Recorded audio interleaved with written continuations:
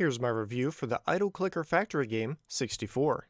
64, a game by Oleg Danilov, is initially a clicker game, but as you progress and unlock new structures, the amount of clicking you have to do takes a back seat to the growing puzzle-like challenge of optimization. There are two primary ways to get resources in 64, the first being through the extracting channel structure, which pulls cube-shaped stones from the ground. There are other structures that will mine or increase your mining productivity for these cubes. The other way to get resources is through catalyst structures which turn one resource into another. I found the gradually changing resources to create a unique challenge in how I laid out my overall factory of extracting channels, and the associated structures that mine or increase mining in different ways. At first you're mining black kernite blocks, but over time they change the further down you dig. 64 offers unique mechanical changes when some of those new cube resources are introduced. You may have to create a structure to save them from being destroyed or specifically rely on catalyst structures to turn other resources into one you're trying to get.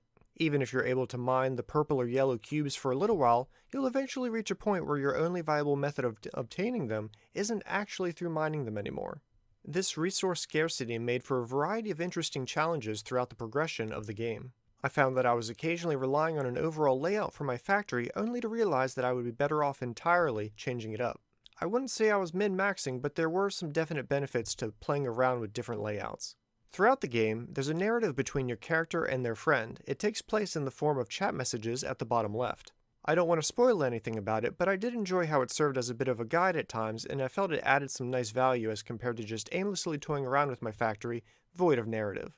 For the majority of the game, I was fine with the cost of structures and the cost of working towards the new structures I unlocked. It did take some time occasionally, but it didn't feel too long. It was only when I started getting close to the end of the game that some of the structures might take a little extra longer to save up for. But the game does allow for selling them and getting most of all resources back depending on how far you are. 64 was a very pleasant experience and innovative original take on an incremental game. I felt it offered a nice balance of incremental progression, challenge, and reward without feeling too tedious as some incrementals eventually get to when you're waiting a day or two for anything meaningful to progress.